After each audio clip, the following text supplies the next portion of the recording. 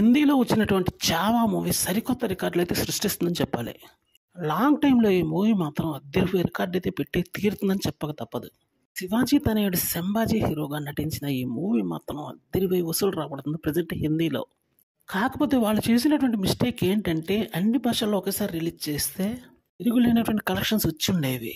First priority కింద హిందీలోనే release చేసేటప్పటికి cinema block buster అయింది. కానీ కలెక్షన్స్ స్టాండర్డ్‌గానే వస్తున్నాయి. అంటే మిగతా భాషలకు కూడా స్ప్రెడ్ చేసుంటే దిమ్మ తిరిగిపోయి ఉండేదని చెప్పాలి. ప్రతి ఒక్క ఇండియన్ చూడాల్సినటువంటి మూవీ ఇదేనైతే గట్టిగానే చెప్పుకోవచ్చు. మూవీలో మాత్రం ప్రధానంగా శంభాజీ యొక్క వీరోచిత పోరాటంలో జీవించేసినటువంటి హీరో అద్భుతమైన పోరాటం చేశాడని చెప్పాలి.